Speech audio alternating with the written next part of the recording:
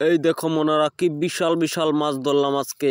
আসসালামু আলাইকুম। তো মনারা কি অবস্থা তোমাদের, তো কেমন আছো তোমরা? তো তোমাদের জন্য আমি আরো একটা সমুদ্রে মাছ ধরার ভিডিও নিয়ে চলে আসছি। এখানে আমার হাতে দেখতেছো একটা খাসির মাথা আর একটা খাসির পা। এই দুটোকে আমরা মাছের টুপ হিসাবে ব্যবহার করব, যার কারণে এখন এই দুটো আমরা এই গর্তের ভিতরে ফালাই দেবো। এন্ড ফালাই দেওয়ার পরে গাছ রাইতে এখানে চলে আসবে জোয়ারের পানি। এন্ড পানি আসার পরে মনারা আমরা বন্ধুরা মিলে চলে আসছি। দেখা যাক, যা আছে কপালে দেখা যাবে এখনই সকালে।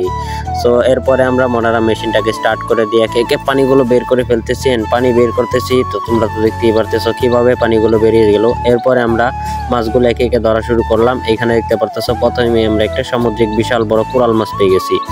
এই মাছটাকে রেখে দেওয়ার পরে মনারা দেখতে পারতেছো বিশাল বড় একটা সামুদ্রিক ইল এই যে আমার হাত থেকে বারে বারে ফসকে যেতেছে, যার পরে আমি মাছটাকে অবশেষে ধরে ফেলি। এই যে আমার হাতে একটা বিশাল বড় ইল মাছ দেখতে পারতেছো। এরপরে মনারা আমরা খুঁজতে খুঁজতে আরো একটা ইল পেয়ে গেছি। এন্ড আজকে কিন্তু মনারা আমরা বিশাল একটা ইল পাইছিলাম সবশেষে। তোমরা হয়তো বা ভিডিও শুরুতে দেখতে পারছো, ওই ইলটা কিন্তু আমি ভিডিও সবার শেষে রাখছি। এরপরে আমি আর একটা ছোট্ট সামুদ্রিক মাছ পেয়ে যাই। এরপরে খুঁজতে খুঁজতে আমরা পেয়ে যাই একটা বিশাল বড় অক্টোপাস। বিগত কয়েকদিন ধরে আমরা বড় বড় অক্টোপাস খুঁজতেছি, কিন্তু তার মধ্যে আজকেরটাই আমরা পেয়েছি সবচেয়ে বড়। এরপরে আমরা মনারা এটাকে রেখে দেবো। আমার বন্ধু কিন্তু দেখো এটা নিয়ে অনেক বেশি ফাজলামো করতেছে। এরপরে আমরা এই অক্টোপাসটাকে রেখে দিই। এরপরে মনারা দেখো চলে আসে আমার হাতে একটা বিশাল বড় মাছ দেখতে পারতেছো। আরো একটা বড় আমরা কোরাল মাছ পেয়ে গেছি।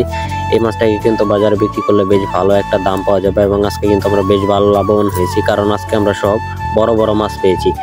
তো মনারা এরপরে কিন্তু আমরা ভিডিওতে দেখতে পারতেছো আমরা এখানে খোঁজাখুঁজির পরে আমরা আরো একটা দেখো কি পেয়ে গেছি। এইটাকে তোমরা গেস করো আগে থেকে। এই যে দেখতে পারতেছো মনারা আমরা আরো একটা ইল পেয়ে গেছি। যদিও ইলটা ছোট, কিন্তু তারপরেও কিন্তু এটারও বেশ ভালো দাম, এবং খেতেও কিন্তু এটা বেশ ভালো সুস্বাদু হয়।